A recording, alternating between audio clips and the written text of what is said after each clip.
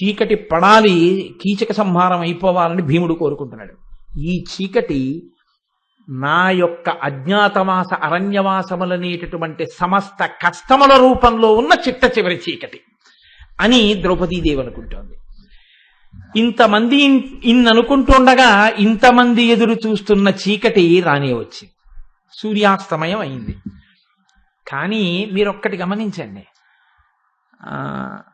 చాలా గమ్మత్తుగా ఉంటుంది. ఒక్కొక్కడు ఎంత పరకాయ ప్రవేశం చేసి మాట్లాడతాడా అనిపిస్తుంది. ఒక ఆయన రైలు మీద ఒక పాట ఎప్పుడో విన్నాను నేను ఎక్కడో, ఇదేంటి,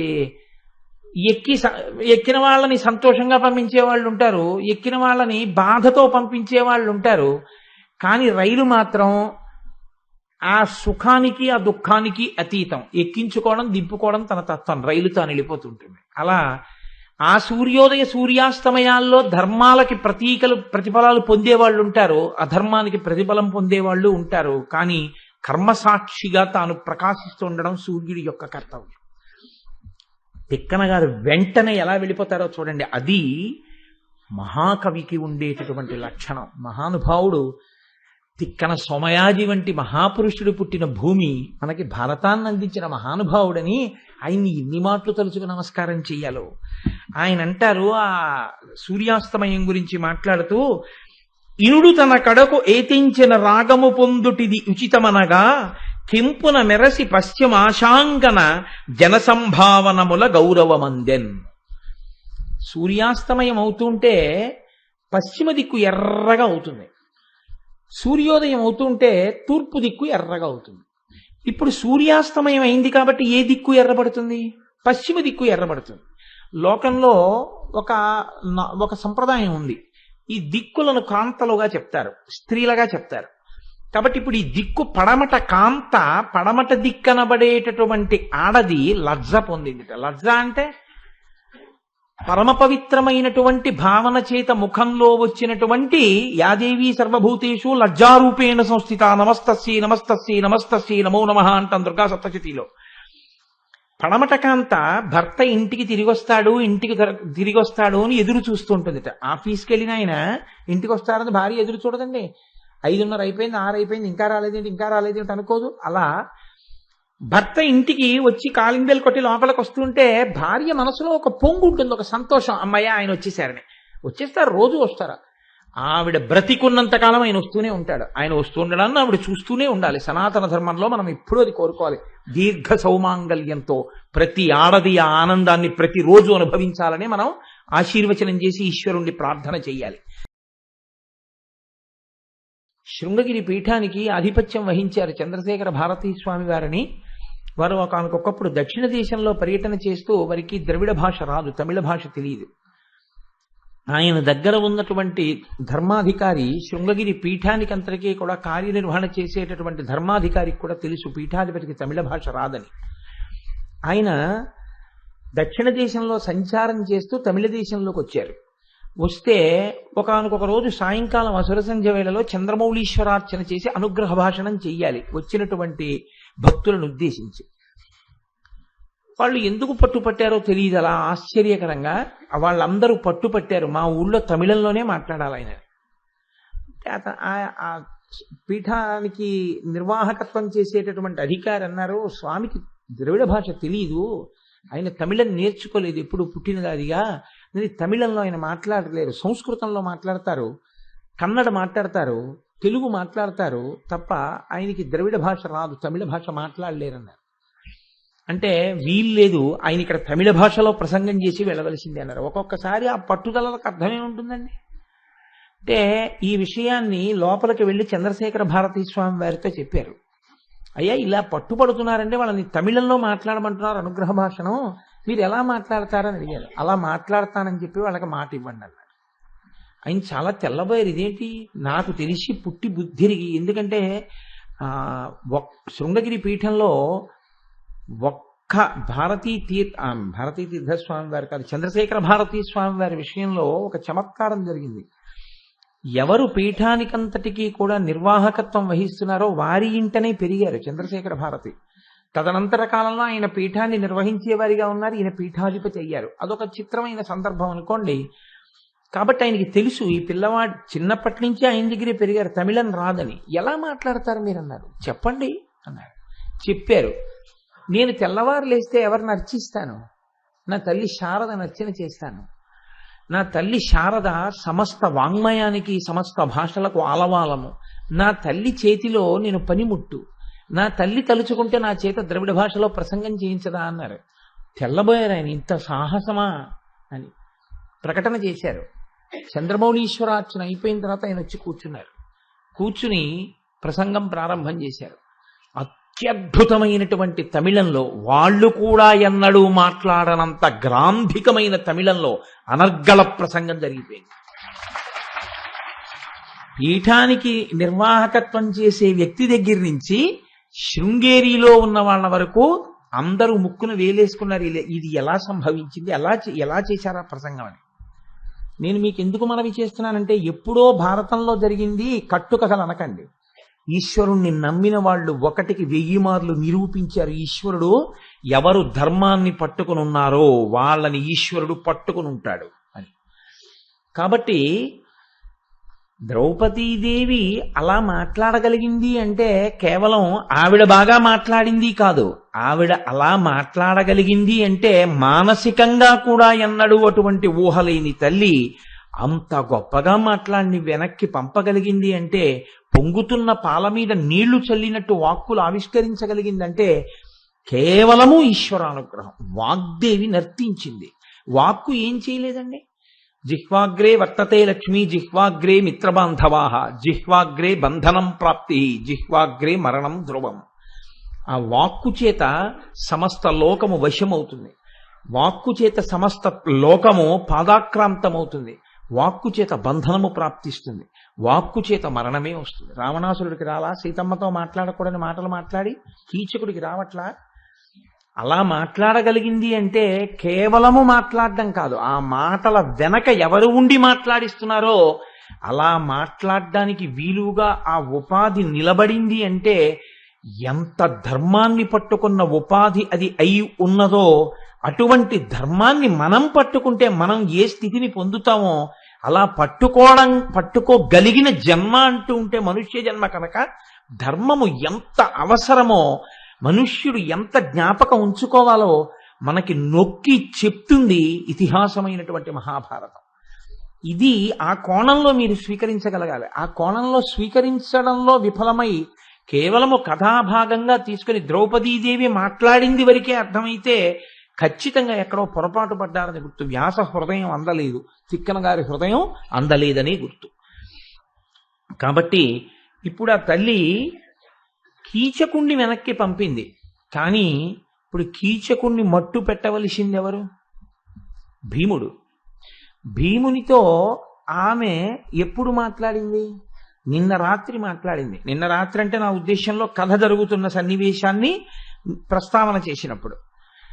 లోకంలో ఒక రెండో ఆలోచన అని ఒకటి ఉంటుంది ఎప్పుడూ కూడా, సెకండ్ థాట్ అంటుంటాం. నేను సెకండ్ థాట్ తీసుకున్నానండి అంటుంటాడు. అంటే అప్పటికి అంగీకరిస్తాడు, కానీ తర్వాత ఏం చేస్తాడంటే అనేకమైనటువంటి విషయాల్ని దృష్టిలో పెట్టుకుని బాగా పునరాలోచించి అలా చేయకుండా ఉంటే బాగుంటుంది, అలా వద్దు అని అనుకుంటాడు. అలా వద్దు అని అనుకుని ఉన్నాడు అనుకోండి భీముడు, ఏ కారణం చేతనైనా. ఎందుకంటే అది కేవలం ఒక రాజుగా వెళ్ళి చంపేయడం కాదు, చాలా గోప్యంగా చంపాలి. ఈ గోప్యంగా చంపడం అన్నది భీముడి చేతిలో లేదు. కీచకుడు అంగరక్షకులతో వచ్చాడు అనుకోండి, 200 మంది అంగరక్షకుల్ని పెట్టుకుని వచ్చాడు. మీ అందరు అక్కడే నించోండి, తలుపుల దగ్గర నించోబెట్టి లోపల ఉన్నాడు. ఇప్పుడు ఏం చేయాలి? భీముడు ద్రౌపది వెళ్ళిపోయారు. వెళ్ళకపోతే వెంట తరిముకుని వస్తాడు ఎక్కడుందో. లోపలికిడితే అజ్ఞాతవాసం భంగం అవుతుంది. ఇప్పుడు చెప్పండి, కేవలం భీముడి చేతిలో ఉందా కీచకుడిని చంపడం? కీచకుడు చచ్చిపోవడం కీచకుడి చేతిలో కూడా ఉంది. ఇది విచిత్రం. తన చావు తాను తెచ్చుకోవడం తన ఏమరపాటులో ఉంది. ఏమరపాటు బుద్ధి సక్రమంగా పనిచేయకపోవడంలో ఉంది. బుద్ధి సక్రమంగా పనిచేయకపోవడం ఈశ్వరుడి చేతిలో ఉంది. కాబట్టి ఇప్పుడు భీముడు చంపడం చివరికి ఎవరి చేతిలో ఉంది? ఈశ్వరుడి చేతిలో ఉంది కదండి.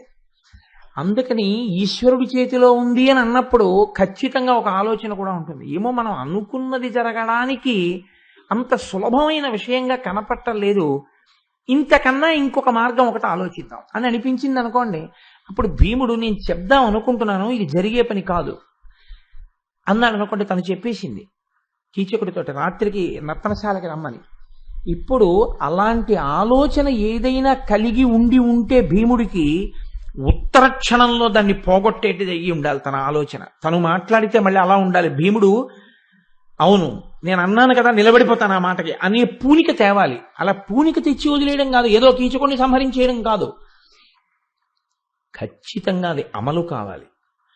అంటే ఎంత కష్టమైనటువంటి పగలో చూడండి అది. ఆ పగలు అత్యంత క్లిష్టమైన పగలు. సాధారణంగా మనం ఏమంటామంటే లోకంలో ఈ రాత్రి గడిస్తే అంటారు, తెల్లవారితే అంటారు. అంటే సాధారణంగా తెల్లవారితే అని వేసి తెల్లవారితే కాదు, తెల్లవారితే అన్న మాట ఎవరికి వాడతారంటే ఆయన చూస్తే సూర్యోదయాన్ని. తెల్లవారితే ఏమో చెప్పచ్చు అంటే ఆయనకి తెల్లవారితే, తెల్లవారకపోవడం అన్నది ఉండదు, రోజు రాకపోవడం అన్నది ఉండదు, వస్తుంది. కానీ నీకు తెల్లవారుతుందా, నువ్వు చూస్తావా తెల్లవారుసామని అన్నది ప్రధానం. కాబట్టి చీకటిని భయహేతువుగా చెప్తాం, వాళ్ళకి పగలు భయహేతు అయింది. ఎందుకనంటే ద్రౌపదీదేవి అనేక ఆలోచనలతో ఇదంతా జరుగుతుందా, తేడా పాడాలు వస్తే ఎంత ప్రమాదం వచ్చేస్తుంది, ఆఖరికి ద్రౌపది వల్ల పాండవులందరూ కష్టంలోకి వెళ్ళిపోయారని చెప్పి ఎంత మాటలంటుంది లోకం, నేను ఎలా పడతాను, ధర్మరాజు గారి అంగీకారం లేదు, ఆయన దగ్గరికి వెళ్ళి చెప్పలేదు, ఇందులో ఏదైనా ప్రమాదం వస్తే ధర్మజుడు నిలదీస్తే ఏం జవాబు చెప్తాం. ఆవిడికి మనసు మదన పడుతుంది, భీముడికి సరే యుద్ధం చేయవలసిన వాడు, అంతటి పౌరుష పరాక్రమాలున్నవాడు ఇప్పుడు ఇంకోళ్ళ సాయం తీసుకెళ్ళలేడు. మీరు బాగా ఆలోచించండి. ఎవరైనా సరే బాగా కష్టంగా ఉంటే ఏం చేస్తారంటే సాయం తీసుకుంటారు. అయ్యా మీరు ఒక్కసారి మా పక్కన నిలబడవలసి ఉంటుంది, కొంచెం క్లిష్టమైన కార్యంలో ఉన్నాను, కాస్త మీరు ఇంటికి సున్నాలే ఇస్తేనే సహాయంకి మనం ఆలోచన చేస్తాం కదా. ఏమిటి కీచకుడిని చంపడానికి సాయం అడగకుండా ఉంటాడండి. అందున తన తమ్ముళ్ళని ఎవరినైనా తీసుకెళ్ళచ్చు కదా. అందుకని తీసుకెడదామంటే ఇప్పుడు అది ఎటువైపు నుంచి ఎటువైపుకి వస్తుందో, ఆఖరికి ఏ యుద్ధంగా పరిణమిస్తుందో. కాబట్టి భీముడు తీసుకెళ్ళడానికి లేదు, తన గొయ్యి తాను తవ్వుకున్నాడు కనుక కీచకుడు తీసుకెళ్ళడానికి లేదు. పగలు కష్టంగా ఉంది, పైగా కీచకుడు అక్కడ నిద్రపోడు, కీచకుడు అక్కడ సంతోషంగా ఉండడు.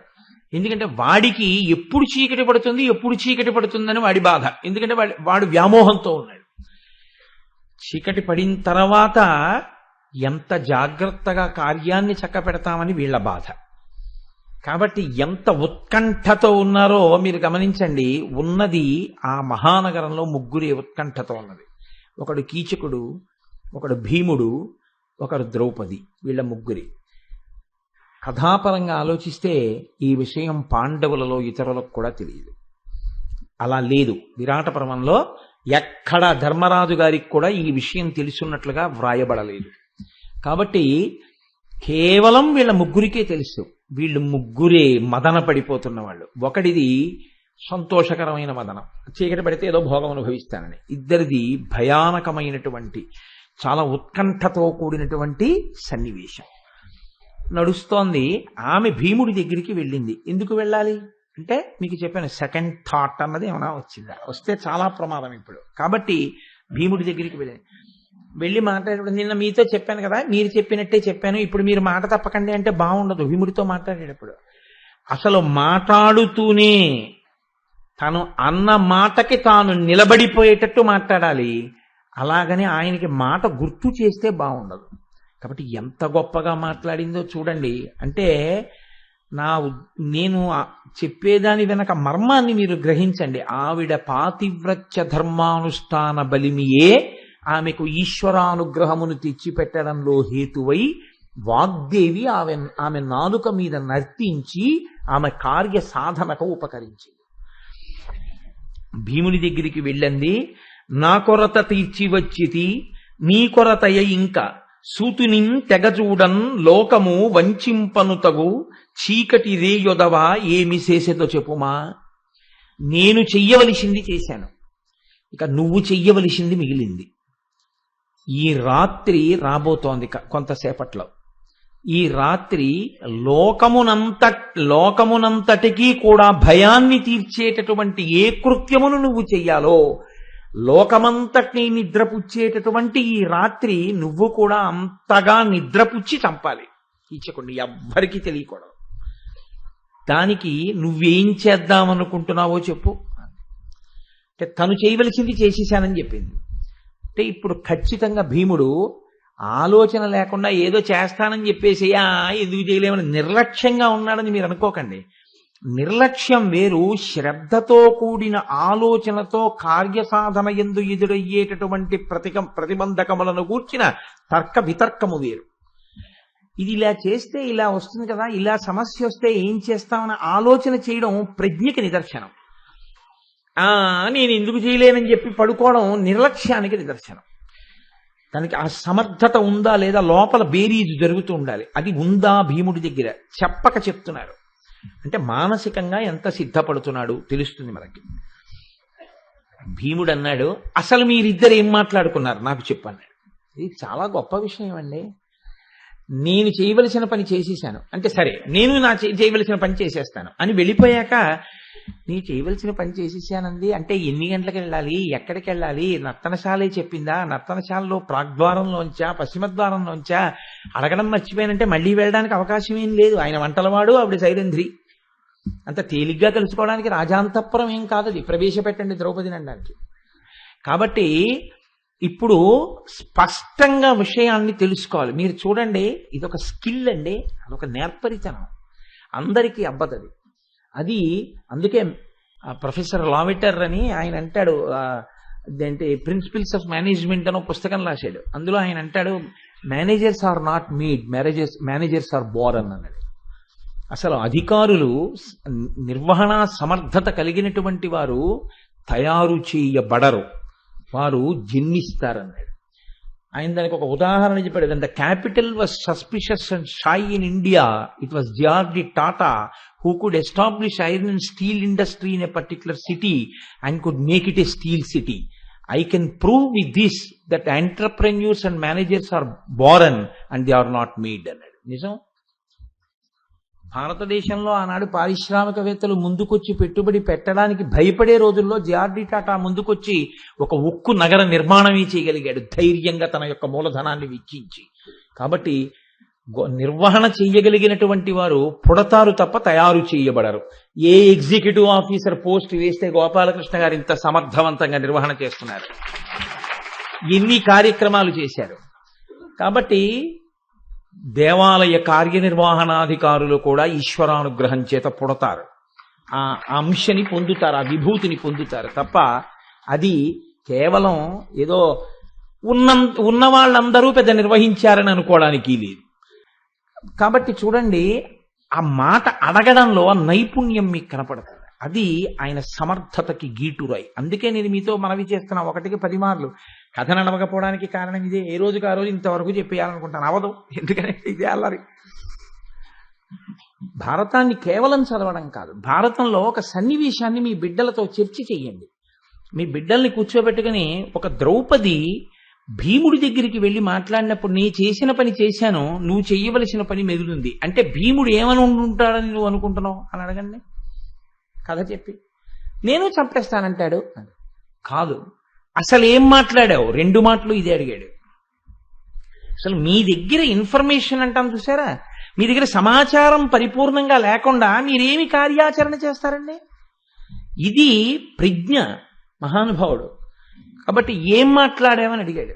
అడిగితే ఆమె నిన్నను భీమసేనుడితో మాట్లాడిన తరువాత వెళ్ళి సుదేష్ణా మందిరంలో తాను నిద్రపోయిన తరువాత సూర్యోదయానికే కీచకుడు తన మందిరానికి వచ్చి తన పనిలో తాను నిమగ్నమయ్యుండగా దగ్గరగా వచ్చి వికిలి చేష్టలతో ప్రవర్తిస్తున్న సమయంలో భీముడిచ్చిన మాటని మనసులో బలానికి ఊతగా స్వీకరించి తాను ఎలా మాట్లాడి కీచకుణ్ణి ఏమార్చి నర్తనశాలని సంకేత స్థలంగా చెప్పి పంపిందో చెప్పింది.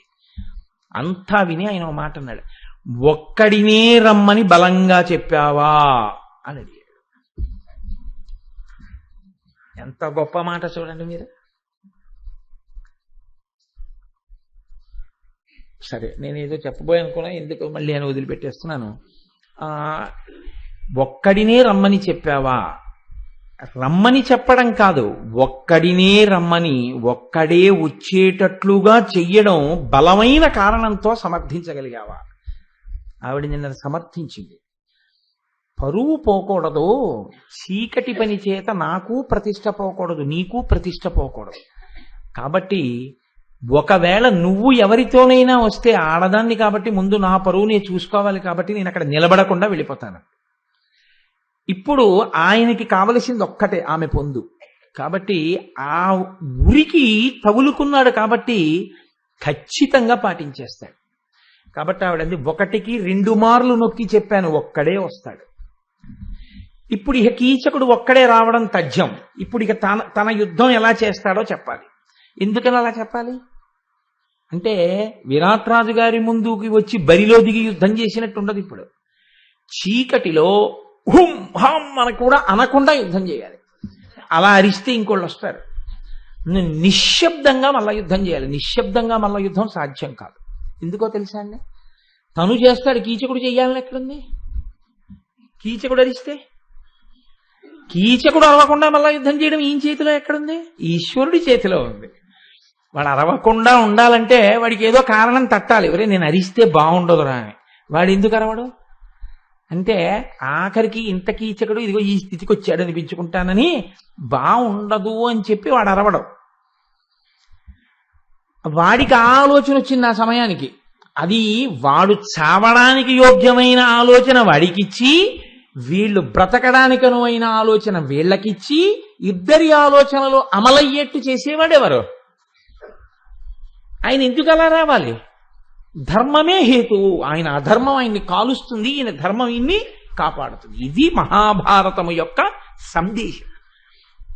ఇది పట్టుకోగలగాలి. ఇది పట్టుకుంటే తిక్కన గారు భారతాన్ని ఆంధ్రీకరించినందుకు మహానుభావుడు పొంగిపోతారు. ఓ, మా కాకినాడ వాసులు ఈ ధర్మాన్ని పట్టుకుని సంతోషిస్తున్నారని. కాబట్టి ఇప్పుడు ఆ భీముడి దగ్గరికి వెళ్ళి ఈ మాట చెప్తే భీముడు అన్నాడు, క్రోధం బప్రతికారమై హృదయము కుందింప అత్యంత చింతాధూతాత్ముడనైన నాకు పరమోత్సాహంబు సంధిల్లా దుస్సాధంబైన విరుద్ధ కార్యమిటులు అసన్నంబుగా సంఘటింతే ధర్మాత్మజుడిచ్చ మెచ్చగ పగ సాధింపగా స్వల్పమే. ఎంత ఆలోచించి మాట్లాడుతున్నాడో చూడండి. ద్రౌపదీదేవి ఎంత ఆలోచించిందో భీముడు అంతగా 10 రెట్లు ఆలోచించి మాట్లాడుతున్నాడు. ఇది ఈశ్వర అనుగ్రహం. క్రోధం అప్రతికారమై హృదయము కుందింప. ఇంత శౌర్యం ఉండి కూడా కీచకుడు నిన్ను తన్ని పడగొట్టినప్పుడు తిరిగి కొట్టలేని స్థితిలో ఉండిపోవడం వల్ల మనసులో క్రోధం ఉండిపోయి బుసలు కొడుతుంటే, అత్యంత చింతాధూతాత్ముడనైన నాకు పరమోత్సాహంబు సంధిల్లా, ఇంత కోపానికి హేతువైన వాడు నాకు నర్తనశాలలో దొరికితే నాకు ఎక్కడ లేని ప్రతీకారంతో కూడిన ఉత్సాహం పైకొచ్చేస్తే, దుస్సాధంబైన విరుద్ధ కార్యమిటులాసన్నంబుగా సంఘటింతే, వాడు అరవకుండా నేను అరవకుండా నాకు వచ్చిన ఉత్సాహం కోపం పైకి పడకుండా క్రోధాన్ని ఉత్సాహాన్ని నిశ్శబ్దంలోకి నెట్టి యుద్ధం చేసి కీచకుణ్ణి చంపి దాని వలన ధర్మరాజు చేత శభాష్ అనిపించుకోవాలంటే సాధింపంగా స్వల్పమే. అదేం చిన్న పనా? చాలా కష్టమే. ఎంత ఆలోచించాడో చూడండి. అంటే ఒక్కడే వచ్చేటట్టు చేయడం ద్రౌపదికి ఎంత అవసరమో, తాను వచ్చే అంత కోపాన్ని నిగ్రహించుకుని యుద్ధం చేయడం తనకంత అవసరం. ఆవిడ కోపాన్ని నిగ్రహించుకుని ప్రేమని ప్రకటించింది, ఈయన క్రోధాన్ని నిగ్రహించుకుని ఎంతో నిశ్శబ్ద యుద్ధాన్ని చేయవలసి ఉంటుంది. అలా ఎక్కడైనా సాధ్యం అవుతుందండి? అసలు అది ఎలా సాధ్యం? అందులో భీమసేనుడి వంటి వాడికి. కానీ అది నేను ఇవాళ చెయ్యాలంటున్నాడు. పరస్పర విరుద్ధంబగు కార్యంబు, ఒకదానికొకటి విరుద్ధం.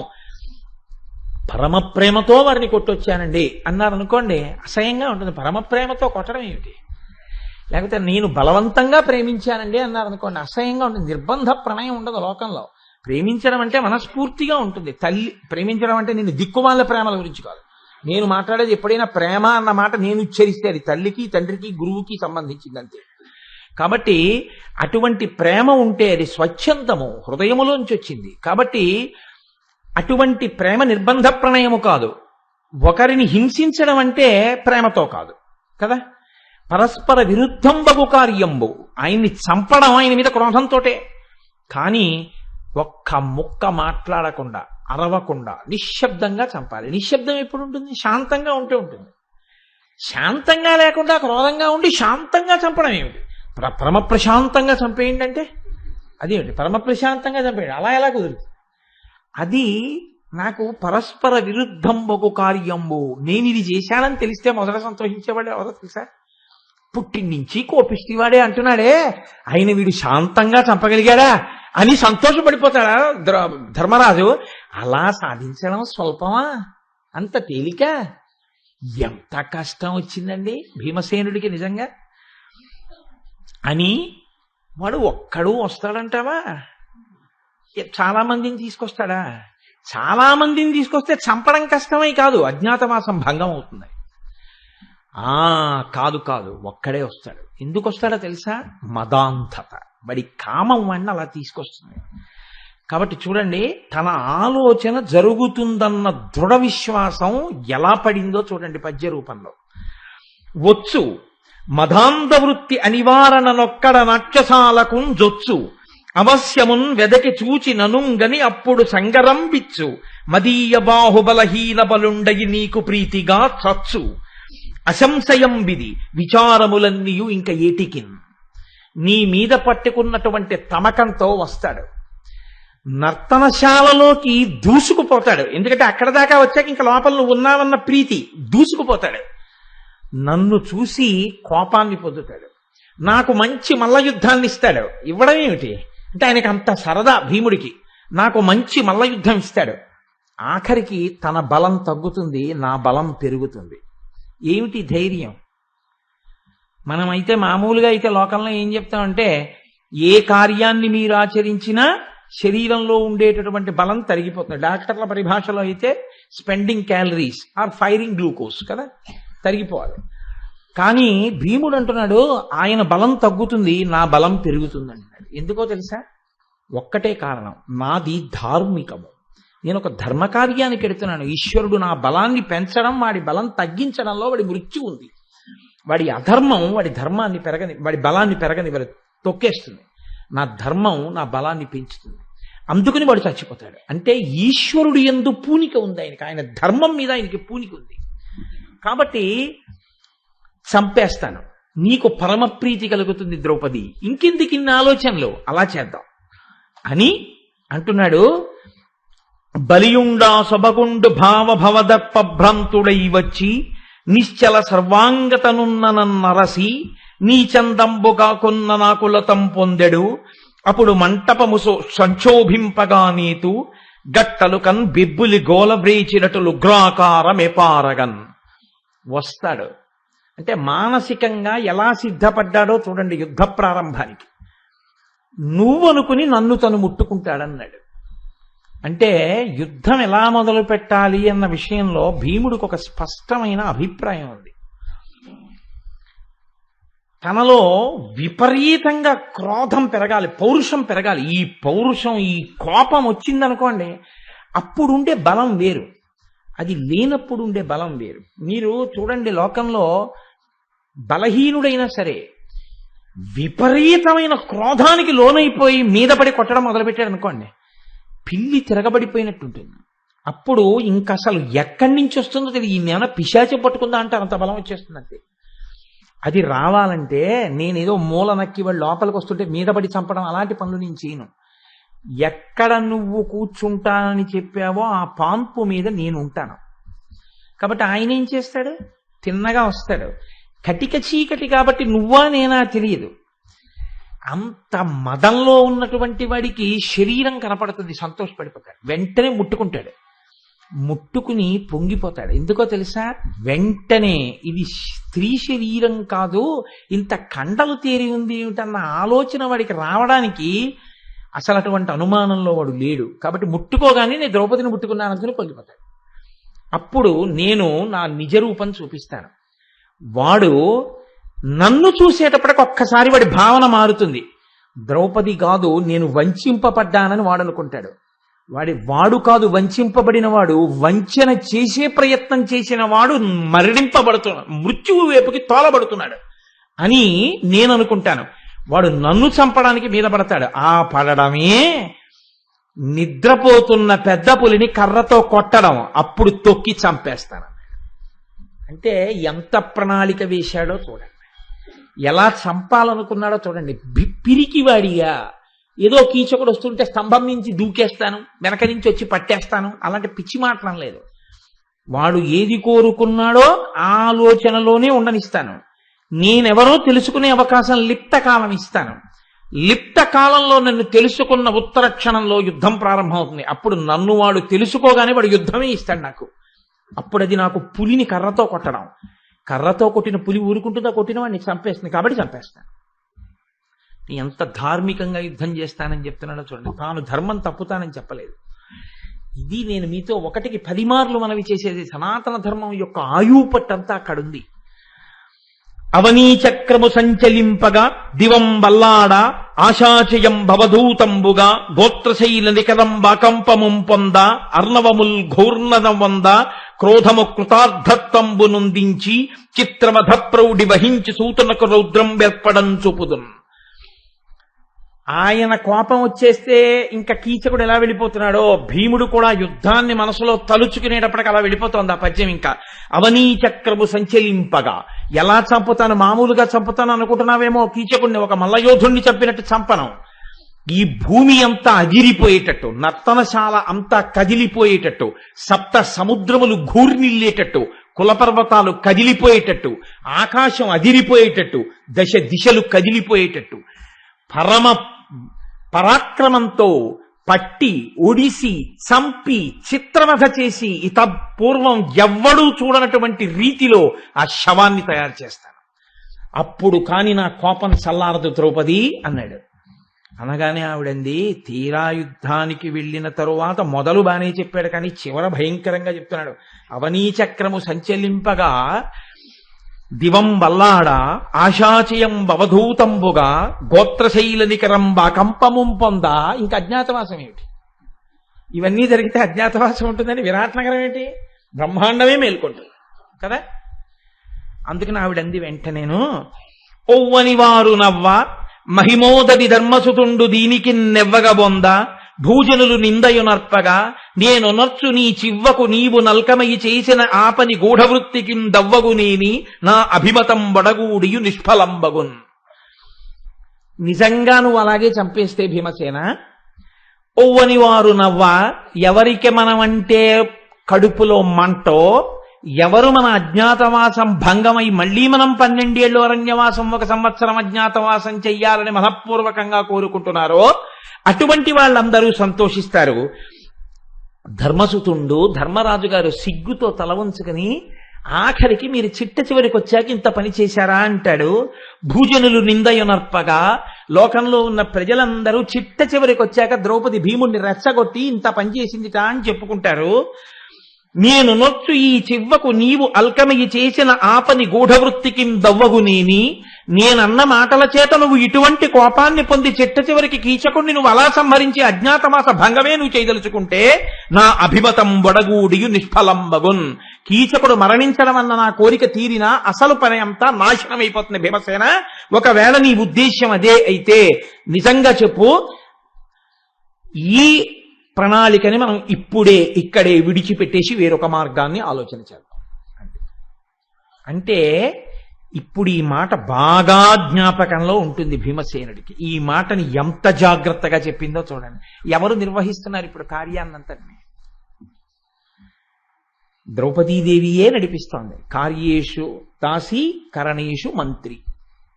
ఆలోచన చెయ్యడం, భర్తని అవసరమైన చోట నియంత్రించడం, ఆయన కూడా మాట వినడం దాంపత్య ధర్మాన్ని చెప్తోంది. ద్రౌపదీదేవి మాటలు అన్నాక, ఆ పెద్ద చెప్పొచ్చావులే, ఎప్పుడన్నా మళ్ళా యుద్ధం చేస్తే కదూ, కొప్పట్టుకుని లాగి ఒక్క తానుదంతే కింద పడ్డావు, ఏదో నేను వెళ్ళి నానా కష్టాలు పడి చంపుతానంటే యుద్ధం చేసేటప్పుడు అవును నా శౌర్యం అటువంటిది, పోతే పోతుందంతే అజ్ఞాతవాసం. అంతేగాని యుద్ధము చెయ్యాలి, నిశ్శబ్దంగా దక్షిణామూర్తిలా ఉండాలంటే కుదురుతుందా? పెద్ద చెప్పొచ్చావులే, నాకు తెలుసు యుద్ధం ఎలా చేయాలో, నువ్వు చెప్పక్కర్లేదు అంటే మనం విరాటపురం చెప్పుకోక్కర్లేదు. ఆమె ఎంత ఆర్తితో ఎంత తెలివైన మాట చెప్తోందో గమనించి, అవునవును నువ్వు చెప్పింది కదా అర్థం, తప్పకుండా ఈ విషయం నేను దృష్టిలో పెట్టుకుంటాను. అది భార్యాభర్తల మధ్య ఉండవలసినటువంటి అవగాహన. అంటే ఎక్కడ భార్య మాటకు విలువ ఇవ్వాలో అక్కడ ఆయన ఇవ్వాలి. ఎప్పుడెప్పుడు భర్త మాట గౌరవించాలో అప్పుడప్పుడు భర్త మాట గౌరవించాలి. ఎక్కడ జోక్యం చేసుకుని సలహా చెప్పాలో అక్కడ మృదువుగా చెప్పే చోట మృదువుగా, ఎవ్వరూ చూడకుండా కఠినంగా చెప్పాలి. నేను ఆ మాట ఎందుకంటున్నానంటే, సలహా చెప్పమన్నారు కదా అని కఠినంగా ఈయన మొహం ఈయనకేం తెలియదండి అని అస్తమానం చెప్తుంటే ఆయన మొహం ఆయనకేం తెలుసని అందరూ ఉండమ్మ వదిలేస్తారు. కాబట్టి అలా చెప్పవలసి వస్తే వేరు ప్రాంగణాలు ఉంటాయి ఇంట్లో, అక్కడ చెప్పుకోవాలి. సున్నితంగా చెప్పుకునేటప్పుడు 10 మందిలో చెప్పినా పర్వాలేదు, అలా నడవవలసి. మగవాళ్ళైనా అంతే, అస్తమానం నీ మొహం నీకేం తెలుసు అనకూడదు 10 మందిలో. అందుకే లోకంలో మాట ఒక సామెత ఒకటి ఉంటుంది, మొగుడు తేని ప్రతిభ, మొగుడు చెయ్యని గొప్ప బిడ్డలు తేనటువంటి కీర్తి ఎక్కడి నుంచి వస్తాయి? తాను ఎంత కీర్తివంతుడైనా కావచ్చు, కొడుకు గుణనిధి లాంటి వాడు అనుకోండి, నా తల్లిదండ్రులకి కీర్తి ఏముంటుంది? కాబట్టి బిడ్డల వలన కీర్తి, మొగుడి వలన గొప్ప. ఆవిడ గొప్పతనం అంతా ఎక్కడిది అంటే ఆవిడిది కాదు, ఆయన భార్య.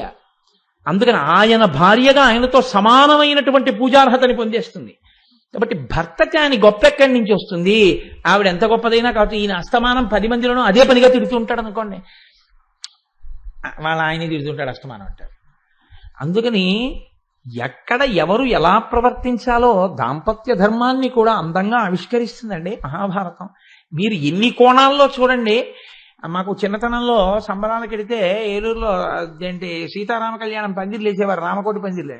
అనేక రంగురంగుల కళ్ళద్దాలు అమ్మేవారు. రూపాయి ఇచ్చుకుంటే 20 కళ్ళద్దాలు, 5 పైసలు కోటి. ఏంటంటే కాసేపు ఆ రబ్బర్ దాంతో ఎర్ర కళ్ళద్దాలు ఎట్టుకుంటే ప్రపంచం అంతా మండిపోతున్నట్టు కనపడేది. ఆ కాసేపటికి నీలం కళ్ళద్దాలు ఎట్టుకుంటే విష్ణు స్వరూపంగా కనపడేది. ఆ కాసేపటికి ఏదో తెల్ల కళ్ళద్దాలు పెట్టుకుంటే లక్ష్మీ స్వరూపంగా కనపడేది. ఆ కళ్ళద్దాన్ని బట్టి లోకం యొక్క రంగు మారిపోతుండేది. అలా మహాభారతాన్ని మీరు ఏ కళ్ళద్దాలు పెట్టుకు చదువుకుంటే ఆ కళ్ళద్దాల ధర్మాన్ని మీకు చూపిస్తుంది. మీరు పెట్టుకోవడం చేత కావాలంతే, పెట్టుకుంటే అన్ని ధర్మాలు మహాభారతం మీకు అందించేయగలదు. కాబట్టి భీముడు అన్నాడు, మదమున కీచకాగ్రజుడు మార్కొని నిల్చిన వీకమైమయింగదిసిన మీని, అప్పుడు ప్రకాశ రహస్య విభేద బుద్ధిన కొదవునే అయిన నే తలచి యోసిన భంగి నిగూఢ వృత్తిమై పదిలము గల్గి తిన్నని ఉపాయమునం తెగజూతు నాతిని. నిజమే ద్రౌపది, నువ్వు చెప్పింది పరమ యథార్థం. నేను అలా కోప్పడకూడదు. కానీ ఎదురుగుండా కీచకుడు నిలబడి నీతో మాట్లాడుతున్నాననుకుని వాడు అనకూడని మాటలు అని మాట్లాడిన తర్వాత నేను విన్న తర్వాత నేను వాడి మీద కలియబడినప్పుడు నాకు విపరీతమైన కోపంతో ఉంటే, వాడు నన్ను గుద్దుతుంటే నాకు కోపం వచ్చి నేను గుద్దుతుంటే అప్పుడు నాకు ఈ మాటలు గుర్తొస్తాయంటావా అని ఎంత ఉన్నదున్నట్టు మాట్లాడాడో చూడండి. గుర్తొస్తాయంటావా? సరే, నా సాధ్యమైనంత మటుకు ఈ ప్రణాళికని నిశ్శబ్దంగానే జరిపిస్తాను. ఆ పైన కార్యం చిట్ట చివరికి దీని విజయం ఎవరి వల్ల అంటే కేవలం పరమేశ్వరానుగ్రహం. ఆ పరమేశ్వరానుగ్రహం ధర్మం ఎటుంటే అటు అని. సరే, ఎక్కువసేపు ఇక్కడ నిలబడకు, మన ఇద్దరం ఎక్కువసేపు ఇక్కడ ప్రస్తావన చేయకూడదు. ఎందుచేతంటే నిన్న రాత్రి వచ్చావు, అందరూ పడుకున్నారు, పగటి వేళ పనుల మీద తిరుగుతుంటారు. ఇంతసేపు పాంచాలి ఎవరితో మాట్లాడుతోంది, ఎందుకు మాట్లాడుతోందని అనుమానం వస్తుంది. ఆ వంటల వాడు యుద్ధం చేస్తుంటే కళ్ళమ్మటి నీళ్లు పెట్టుకునేది ఏమిటో వెళ్ళి ఆయనతో చెప్తోంది, 5 గంధర్వుల్లో ఆయన ఓడా అంటారు. అందుకని చెప్పి నువ్వు వెళ్ళిపో నీ పని మీద అంటే ఆవిడ గబగబా తన మందిరంలోకి తాను వెళ్ళిపోయింది. సూర్యోదయం అయింది కదా, అప్పటికే పగలు నడుస్తోంది. పగలు నడుస్తున్నా నడవనట్టున్నవాడొకడు ఉన్నాడు. ఇంకా తెల్లవారదేమి ఈ చీకటి విడిపోదేమి అంటే, ఇంకా తెల్లవారదేమి అంటే అలా ఏం ఆలస్యాలు తొందరలు ఏమి ఉండవు దానికి. అంటే ఈయన ఆర్తి అటువంటిది అని, అబ్బా ఇంకా తెల్లవారదేమిటి అనిపిస్తే చాలా సంతోషం ఎక్కువైపోతే ఇంకా మార్చి 11 రాదేమి అన్నట్టుగా ఉంటుందన్నమాట. ఉంటే ఏమవుతుంది, తొందర అంటే లోపల ఉన్నటువంటి ఆర్తి, సంతోషం. ఎవరికి? కీచకుడికి. ఎవరికి ఉత్కంఠ? ద్రౌపదికి, భీమసేనుడికి. అందుకని ఆయన ఇంకా చీకటి పడదేమిటి, ఈ సూర్యుడు నా మీద పగబట్టాడు అంటున్నాడు. ఆయన కర్మ, ఆయనకేం కర్మ, నా మీద పగబట్టాడు, అందుకే అంత మెల్లగా నడుస్తున్నాడు. వస్తుందా, మాట తప్పిపోతుందా, ఆయన బాధ ఏమిటి? ఒక్కడే వస్తాడా, 10 మందితో వస్తాడా? ఈయన బాధ ఏమిటి? అసలు వస్తుందా, మాట తప్పిపోతుందా, ఏమరుస్తుందా? అయినా వస్తానంది కాబట్టి, ఒప్పేసుకుంది కాబట్టి, అసలు నేను రాత్రి చీకటి పడేదాకా ఎందుకు, ఇప్పుడే వెళ్ళిపోయి వెంట తరుగు పట్టుకుని తెచ్చేసుకుంటే గొడవ వదిలిపోలేదు. అంతసేపు నేను ఎక్కడ ఈలోగా మన్మథ బాణాలకి చచ్చిపోతానేమో అని వాడికి స్తంభం చూసినా ఏది చూసినా అంతటా విష్ణువు కనపడిన ప్రహ్లాదుడికి ఎలా కనపడ్డాడో ఉపమానం కూడా సరిపోదేమో. ఈయనకి మాత్రం ఎక్కడ చూసినా ద్రౌపది. ఆ మోహం, ఆ వికార చేష్టితములు నేను గంటసేపు ప్రసంగం చేయక్కర్లేదు, మీరు ఎప్పుడైనా విరాటపర్వంలో చదువుకోండి. కాబట్టి ఇంతసేపు ఆ వికారాలు పొంది చీకటి పడాలని కీచకుడు కోరుకుంటున్నాడు. చీకటి పడాలి, కీచక సంహారం అయిపోవాలని భీముడు కోరుకుంటున్నాడు. ఈ చీకటి నా యొక్క అజ్ఞాతవాస అరణ్యవాసములనేటటువంటి సమస్త కష్టముల రూపంలో ఉన్న చిట్ట చివరి చీకటి అని ద్రౌపదీదేవి అనుకుంటోంది. ఇంతమంది అనుకుంటుండగా ఇంతమంది ఎదురు చూస్తున్న చీకటి రానే వచ్చింది. సూర్యాస్తమయం అయింది. కానీ మీరొక్కటి గమనించండి, చాలా గమ్మత్తుగా ఉంటుంది. ఒక్కొక్కడు ఎంత పరకాయ ప్రవేశం చేసి మాట్లాడతాడా అనిపిస్తుంది. ఒక ఆయన రైలు మీద ఒక పాట ఎప్పుడో విన్నాను నేను ఎక్కడో, ఇదేంటి, ఎక్కిన వాళ్ళని సంతోషంగా పంపించే వాళ్ళు ఉంటారు, ఎక్కిన వాళ్ళని బాధతో పంపించే వాళ్ళు ఉంటారు. కానీ రైలు మాత్రం ఆ సుఖానికి ఆ దుఃఖానికి అతీతం. ఎక్కించుకోవడం దింపుకోవడం తన తత్వం, రైలు తాను వెళ్ళిపోతుంటుంది. అలా ఆ సూర్యోదయ సూర్యాస్తమయాల్లో ధర్మాలకి ప్రతిఫలాలు పొందేవాళ్ళు ఉంటారు, అధర్మానికి ప్రతిఫలం పొందేవాళ్ళు ఉంటారు. కానీ కర్మసాక్షిగా తాను ప్రకాశిస్తూ ఉండడం సూర్యుడి యొక్క కర్తవ్యం. తిక్కన గారు వెంటనే ఎలా వెళ్ళిపోతారో చూడండి. అది మహాకవికి ఉండేటటువంటి లక్షణం. మహానుభావుడు తిక్కన సోమయాజి వంటి మహాపురుషుడు పుట్టిన భూమి, మనకి భారతాన్ని అందించిన మహానుభావుడని ఆయన్ని ఎన్ని మాటలు తలుచుకు నమస్కారం చెయ్యాలో. ఆయన అంటారు ఆ సూర్యాస్తమయం గురించి మాట్లాడుతూ, ఇనుడు తన కడకు ఏతించిన రాగము పొందుటిది ఉచితమనగా కెంపున మెరసి పశ్చిమాశాంగన జనసంభావనముల గౌరవమందెన్. సూర్యాస్తమయం అవుతుంటే పశ్చిమ దిక్కు ఎర్రగా అవుతుంది, సూర్యోదయం అవుతుంటే తూర్పు దిక్కు ఎర్రగా అవుతుంది. ఇప్పుడు సూర్యాస్తమయం అయింది కాబట్టి ఏ దిక్కు ఎర్రబడుతుంది? పశ్చిమ దిక్కు ఎర్రబడుతుంది. లోకంలో ఒక సంప్రదాయం ఉంది. ఈ దిక్కులను కాంతలుగా చెప్తారు, స్త్రీలుగా చెప్తారు. కాబట్టి ఇప్పుడు ఈ దిక్కు పడమట కాంత, పడమట దిక్కనబడేటటువంటి ఆడది లజ్జ పొందింది. లజ్జ అంటే పరమ పవిత్రమైనటువంటి భావన చేత ముఖంలో వచ్చినటువంటి యాదేవి సర్వభూతేషు లజ్జారూపేణ సంస్థిత నమస్తస్యై నమస్తస్యై నమస్తస్యై నమో నమః అంటాం దుర్గా సప్తశతిలో. పడమట కాంత భర్త ఇంటికి తిరిగి వస్తాడు అని ఎదురు చూస్తుంటుంది. ఆఫీస్కి వెళ్ళిన ఆయన ఇంటికి వస్తాడని భార్య ఎదురు చూడదండి. 5:30 అయిపోయింది, 6 అయిపోయింది, ఇంకా రాలేదేంటి అనుకోదు. అలా భర్త ఇంటికి వచ్చి కాలింబెల్ కొట్టి లోపలికి వస్తుంటే భార్య మనసులో ఒక పొంగు ఉంటుంది, ఒక సంతోషం, అమ్మయ్య ఆయన వచ్చేసారని. వచ్చేస్తారు, రోజు వస్తారా? ఆవిడ బ్రతికున్నంత కాలం ఆయన వస్తూనే ఉంటాడు. ఆయన వస్తుండడాన్ని ఆవిడ చూస్తూనే ఉండాలి. సనాతన ధర్మంలో మనం ఎప్పుడూ అది కోరుకోవాలి. దీర్ఘ సౌమాంగల్యంతో ప్రతి ఆడది ఆ ఆనందాన్ని ప్రతిరోజు అనుభవించాలని మనం ఆశీర్వచనం చేసి ఈశ్వరుణ్ణి ప్రార్థన చెయ్యాలి. కాబట్టి ఆయన తిరిగి వస్తున్నాడు. ఎవరు? సూర్యుడు. ఎక్కడికి వెళ్ళాడు? ఆయన పని మీద ఆయన వెళ్ళాడు పొద్దున్నే. ఇప్పుడు ఇంటికి వచ్చేస్తున్నాడు. ఇంటికి వచ్చేస్తుంటే ఆ భర్త తిరిగి వచ్చేటప్పటికిట ఆ పడమట కాంతకి భర్తని చూసేటప్పటికి గొప్ప లజ్జ కలిగి, సంతోషం కలిగి, సిగ్గు కలిగి బొగ్గలు ఎర్రబడ్డాయిట. ఆ ఎర్రపడిన బొగ్గలే ఆకాశం అంతా ఎర్రగా కనపడ్డాయి అన్నారు తిక్కన గారు.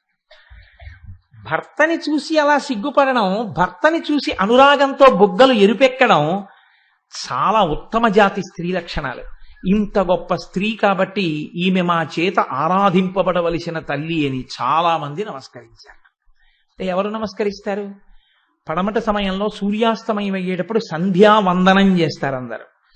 సంధ్యావందనము అన్న మాటని సూర్యాస్తమయంతో కలిపి ఆకాశం ఎర్రబడడాన్ని సూర్యుడికి పశ్చిమ దిక్కనబడే కాంతకి మధ్య ప్రణయ సన్నివేశంగా సూర్యాస్తమయం ముందున్న సంధ్యాకాలాన్ని తిక్కన గారు అంత అద్భుతంగా ఆవిష్కరించారు. ప్రజ్ఞ మహానుభావుడు. మనము చూస్తాం, ఎన్నో సంధ్యాకాలాలు చూస్తాం. ఒక్కనాడు ఇటువంటి ఆలోచన మనకు వస్తుంది అసలు. అది తిక్కన గారంటే అని ఆయన అన్నారు. చుక్కలు తోడు తోడతల చూపతొడంగే మనోభవండు విల్లెక్కిడి చక్రమాకముల ఇక్కలు రోయగజురొచ్చే నేల కెంపెక్కుచు వచ్చే దీవియల ఏక్తెర సోయగమందే సందడుల్ తక్కె పురంబు వీధుల మదం బొలసెట విట చిత్తవృత్తులను. ఈ చుక్కలన్న దాన్ని ఆధారం చేసుకుని తిక్కన గారు సూర్యోదయాన్ని సూర్యాస్తమయాన్ని కూడా గమ్మత్తుగా మాట్లాడతారు. ఆ ప్రజ్ఞ కవి హృదయం అంటే అలా ఉంటుంది, ఇలా ఉంది. ఆయన సూర్యోదయాన్ని చెప్తూ ఒక చమత్కారమైన మాట అన్నారు. రాత్రి దంపతులు శయ్య మీద పడుకుని నిద్రపోతే ఆమె తలలో పెట్టుకున్నటువంటి పువ్వులన్నీ చిన్న చిన్న పువ్వులుగా రేఖలుగా విడి పక్కంతా పడిపోతే ఇతరులు ఆ శయనాగారంలోకి వచ్చే లోపలే ఒక మర్యాద కోసం ఏం చేస్తారంటే దుప్పటిని ఒక్కసారి ఇలా అనేస్తే ఈ పువ్వుల రేకులన్నీ ఎగిరి కింద పడిపోతాయి, ఆ పువ్వులు కింద పడిపోతాయి. దృష్టి దోష నివారణ కొరకు ఆ పువ్వులు శయ్య మీద ఉండగా చూసే అవకాశం ఇతరులకు ఇవ్వరు. అలా ఆకాశం అనేటటువంటి పక్క బట్ట మీద నక్షత్రాలనేటటువంటి పువ్వులన్నీ పడున్నాయిట. సూర్యోదయం అవుతోంది కదా, ఆ పక్కన ఇంకెవరూ చూడకూడదు. అందుకని ఇలా దులిపేస్తే పువ్వులన్నీ ఎగిరిపోయినట్టు నక్షత్రాలన్నీ ఎగిరిపోయాయి సూర్యోదయానికి అన్నారు తిక్కన గారు. ఏమి భావుకతో సూర్యోదయానికి అలా చెప్పారు. సూర్యాస్తమయం దగ్గరికి వచ్చేటప్పటికంటారు చుక్కలు తోడు తోడ తలచూప తొడంగి. కొద్ది కొద్దిగా ఒక్కొక్కటి చుక్క అదిగదిగో అక్కడ మిలుకు ఉంటుందంటే ఇంకోటి మిలుకు ఉంటుంది. అలా చూస్తుండగా అలా చుక్కలు ఆకాశం అంతా వచ్చేస్తున్నాయిట. మనోభవండు విల్లెక్కిడి చక్రవాకముల ఇక్కలు రోయగజొచ్చే. మన్మధుడు వెంటనే ధనస్సుని ఎక్కుపెట్టి బాణాలని ఒకదాని మీద ఒకటి బాణాలు వేసేస్తున్నట్ట. ఎవరి మీద? శత్రువు మీద. శత్రువు బాధపడే వరకు వేసేస్తారు కదండి. అలా అంటే శత్రువు ఇంకా కదలిక పడిపోయేంత వరకు బాణాలు వేస్తారు. అలా ఎవరి మీద వేస్తున్నట్ట? మన్మధుడు మొదట బాణాలు చక్రవాక పక్షుల మీద వేస్తున్నట్ట. ఎందుకని? వాటికి 2 లక్షణాలు. చీకటి పడితే కళ్ళు కనపడవు, కాబట్టి ఎక్కడున్నాం అక్కడే ఉండిపోతాయి. ఆడ చక్రవాకం ఎక్కడో ఉంటుంది, మగ చక్రవాకం ఇక్కడ ఉంటుంది. ఉండిపోయి వాటికి విపరీతమైన ప్రేమ చక్రవాక పక్షులకి. ఆడపక్షి కనపడలేదని మగపక్షి, మగపక్షి కనపడలేదని ఆడపక్షి మనసులో విపరీతమైనటువంటి దుఃఖాన్ని పొందుతూ ఉంటాయి. ఆ ప్రణయ దుఃఖాన్ని పొందుతూ ఉంటాయి. కదిలి వెతుక్కుందామంటే కళ్ళు కనపడవు, అందుకని ఎగరవు, అక్కడే ఉండిపోతాయి. మన్మథ బాణం ఏం చేస్తుంది? మనసులో వ్యగ్రతని కల్పిస్తుంది, మదన సంబంధమైన వ్యగ్రతని. అందుకని మొదటి బాణాలు ఎవరి మీద పడ్డాయి? చక్రవాక పక్షుల మీద. అంటే కదలకుండా ఉండిపోయే వరకు కొట్టాడని. వాటికి తత్వత చీకటి పడితే కళ్ళు కనపడవు, అక్కడే ఉండిపోతాయి. దాంతోపాటు భార్యకి భర్త మీద, భర్తకి భార్య మీద అనురాగం అతిశయించి ఎక్కడి వాళ్ళు అక్కడే బాధపడుతూ అలా కూర్చుంటాయి. అందుకని మన్మధుడు చక్రవాక పక్షుల మీద బాణం వేయడం మొదలుపెట్టేట. నేల కెంపెక్కుచు వచ్చే భూమి అంతా మెల్లమెల్లగా ఎరుపెక్కుతూ వచ్చిందిట. ఎరుపెక్కుతూ వచ్చి ఎరుపపోతుంది. ఇది మీకు స్పష్టంగా ఎప్పుడు కనపడుతుందంటే, నేను నిడదవోలులో ఉద్యోగం చేసేటప్పుడు సాయంకాలం రైల్లో వస్తుంటే చూస్తుండేవాడిని. ఏమి తిక్కనగారు రా అనిపిస్తుండేది. నేల ఎరుపెక్కగా వచ్చే. ప్రత్యేకించి మీకు ఎక్కడ కనపడుతుందో తెలుసా అండి? తెల్లటివి ఇంతంత పువ్వులతో ఈ పెద్ద పెద్ద దర్భల్లాంటి గడ్డి పెరుగుతుంది దుబ్బులు కింద. అది తెల్లగా ఉంటాయి ఆ పూలు. మీరు ఎప్పుడైనా రైల్లో వెళ్ళేటప్పుడు పౌర్ణమి నాడు వెడుతున్నప్పుడు చూడండి, చీకట్లో ఇంకేమీ కనపడవు. వెలుతురులో అవి మాత్రం ఇంతంత పూలు, ఆ దర్భగడ్డి లాంటి గడ్డికి పైన విరిసినటువంటి ఆ పూలు వెన్నముద్దల్లాగా, పడుకున్న హంసల్లాగా, బాతుల బారుల్లాగా చీకట్లో మెరుస్తూ బోర్లించిన వెండి గిన్నెల్లాగా కనపడుతుంటాయి. అలా ఆయన అంటున్నారు, భూమి ఎరుపెక్కుతోందట. అంటే చెరువులు, ఈ గోగు పూలు అంటారు, ఈ గోగు పూలు ఇవన్నీ ఎర్రగా కనపడతాయి. ఎర్రటి సూర్యకిరణాలు పడతాయి. క్రమంగా ఆయన ఏమైపోతాడంటే సూర్యాస్తమయం అయిపోతుంది, చీకటి వచ్చేస్తుంది, నలుపు వచ్చి ఎరుపుని ఆక్రమించేస్తుంది. కాబట్టి ఇప్పుడు అలా నేల ఎరుపెక్కగా వచ్చి ఆ ఎరుపెక్కుతోంది, మెల్లగా నల్లబడిపోతుంది, అంటే చీకటి కమ్మేస్తుంది. దీవియల ఏట్టెర సోయగమంది. దీపాల యొక్క సోయగం తెలుస్తోంది. ఏమి పెద్ద మాట అండి అసలు ఈ మాట. దీపాల యొక్క సోయగం తెలియడం అంటే ఏమిటో తెలుసా అండి? ఆనుకూల్యతా సిద్ధి ఉంటే తప్ప సోయగము తెలియదు అసలు. పిల్లాడు కనపట్లేదని వెతుక్కుంటున్నారు అనుకోండి, వెతుక్కుంటుంటే అక్కడికి విపరీతమైన సౌందర్య రాశి వచ్చి ఎదురుగుండా నిలబడినా, ఊర్వశో మేనకో వచ్చి నిలబడినా వాడి పనిలో వాడు ఉంటాడు తప్ప ఆయన ఏమిటి ఇంత ఊర్వశో మేనకో వచ్చి ఇక్కడ నిలబడిందని అండో. ఒకవేళ ఎవరైనా వచ్చి ఏమంటే ఊర్వశ వచ్చిందండి అక్కడ కన్నా కూడా, ఊర్వశి సరే ఉండవా బామ్మ అబ్బాయి కనపట్టలేదంటాడు. సోయగము ప్రకాశించాలంటే మనస్సు ఆ స్థితిలో ఉండాలి, దాన్ని పొందడానికి ఆనుకూల్యత ఉండాలి. దీపం వెలుతురులో ఉందనుకోండి, ఆ దీపం యొక్క అందం ఏం తెలుస్తుంది? తెలియదు. చీకట్లో దీపం వెలుగుతోంది అనుకోండి, మీరు ఎప్పుడైనా చూడండి అలాగా. అంటే ఈ ఎలక్ట్రిక్ లైట్లుగా ఉన్న కళ్ళు ఎగిరిపోతాయి. నేను అనేది ప్రమిదలో వెలుగుతున్నటువంటి దీపం. ప్రమిదలో వెలుగుతూ చీకట్లో మీరు ఒక ప్రమిదలో నూనె పోసి ఒక దీపాన్ని వెలిగించి ఆ దీపపు వెలుతురులో ఉండేటటువంటి ఆ పరిసరాల్ని గమనించండి ఎప్పుడైనా. నేను ఎంత వర్ణించినా మీకు అందదు, మీరు అనుభవించండి తెలుస్తుంది. ఆ దీప కళిక ఊగితే చుట్టూ ఉన్నటువంటివన్నీ కూడా కదులుతున్న భ్రాంతి ఉంటుంది, కనపడక. అది ఎలా ఉంటుందో తెలుసా అండి? మంచి నాట్యకత్తె రంగస్థలం మీద నాట్యం చేస్తుంటే అందరూ కూడా ఇలా తల ఊపుతూ, ఆవిడ ఇలా అంటే వీళ్ళు ఇలా అంటూ, ఆవిడ ఇలా అంటే ఇలా అంటూ, కాళ్ళు చేతులు కదుపుతూ వీళ్ళు కూడా అందులో లయమైపోతే ఎలా ఉంటుందో, దీప కళిక ఊపుకి గదిలో ఉన్నవన్నీ చీకట్లోకి వెలుతురులోకి కదలడం అలా ఉంటుంది.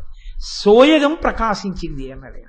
అందుకని దీపకళిక సోయగం ప్రకాశించింది. ఏమి మహానుభావుడు అండి తిక్కన గారు, ఏమి కవిత్వం! ప్రతి చిన్న విషయం మీద ఆయన అలా మాట్లాడతారు. ఇది నిజంగా మన వాళ్ళు ఎంత అద్భుతం అంటే, రేపు రథసప్తమి కాంచీ క్షేత్రంలో ఒక అద్భుతం జరుగుతుంది. మీరు ఎప్పుడైనా కాంచీ క్షేత్రానికి వెళ్ళినప్పుడు అలా చూసారో లేదో, ఈ మధ్య నేను వరదరాజస్వామి కాంచీ క్షేత్రంలో నేను పృథ్వీలింగ దర్శనానికి వెడితే నాకు ఆలయ ప్రధాన అర్చకులు ఆ దేవాలయంలో ఉండేటటువంటి అనేక రహస్యాలు తీసుకెళ్లి చూపించారు, ఏదో నా మీద ప్రేమ చేత. అప్పుడు నాకు ఆయన ఒక విషయం చూపిస్తే నేను చాలా తెల్లబోయాను. నేను తెల్లవారకట్ట సమయంలో వెళ్ళాను అక్కడికి. వెడితే ఆయన నాకు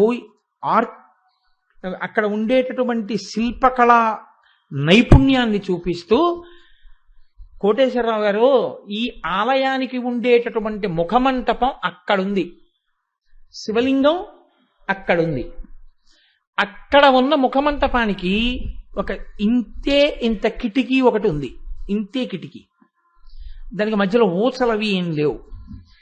అక్కడ నుంచి కిరణం రోజు ఒకలాగే వస్తుంది, ఋతువుని బట్టి ఒక్కొక్కలా పడుతుంది ఆ కిరణం. ఋతువు మారిపోయిందని గుర్తు ఏమిటంటే, అక్కడ కూర్చుని ముఖమంటపంలో సంధ్యావందనం చేస్తే కిరణం పడడాన్ని బట్టి మీరు ఋతువు చెప్పేసేయచ్చు. రథసప్తమి నాడు మాత్రం ప్రతిరోజు కిరణాలు పృథివీలింగం ఉన్నటువంటి దేవాలయం ముందు వరకే వెళ్ళి వెనక్కి వెళ్ళిపోతాయి.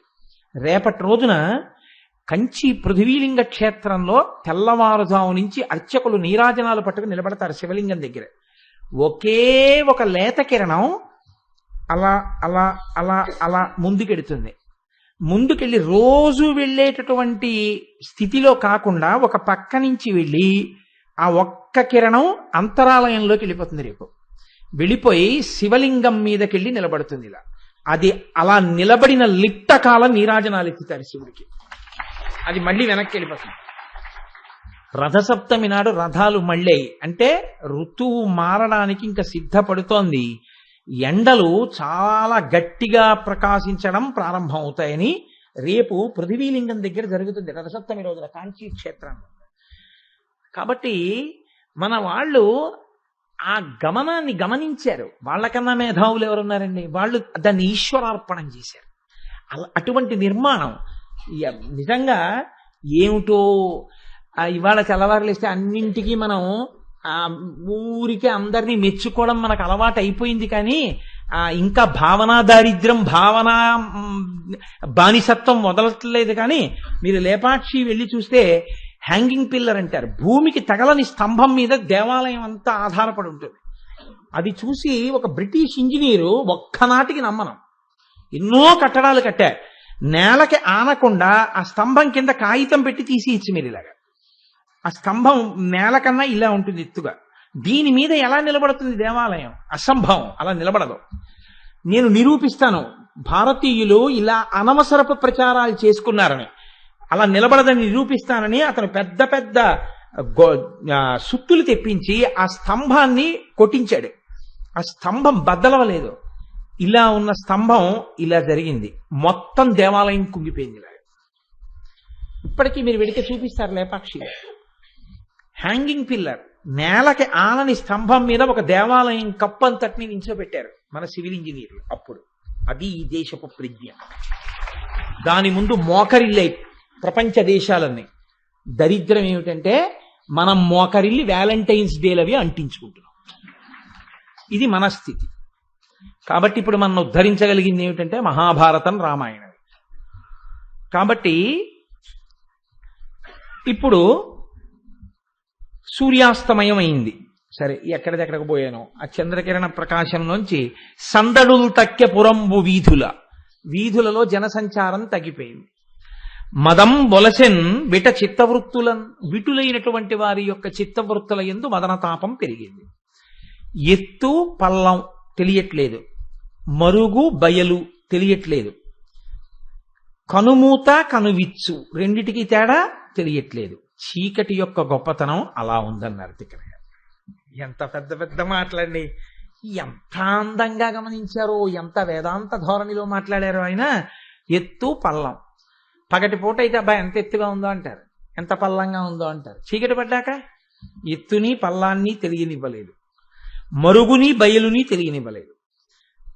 అదేంటి స్టోర్ రూమ్ చీకటిగా ఉందంటాడు, హాల్లో వెలుతురుగా ఉందంటాడు. స్టోర్ రూమ్ లో కనపట్టలేదు, ఇక్కడికి తీసుకురండి హాల్లోకి అంటాడు. ఇప్పుడు స్టోర్ రూము అంతే, హాలు అంతే, మరుగు అంతే, బయలు అంతే.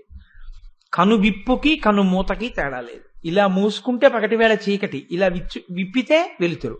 చీకటి పడ్డాక ఇలా మూసినా ఒకటే, ఇలా తెరిచినా ఒకటే. అలా చేసింది చీకటి అన్నారు. అన్నింటినీ తనలో లయం చేసుకుని ఒకటి చేసేసింది అన్నారు. ఇప్పుడు ఇటువంటి చీకట్లో సంతోషపడ్డాడు.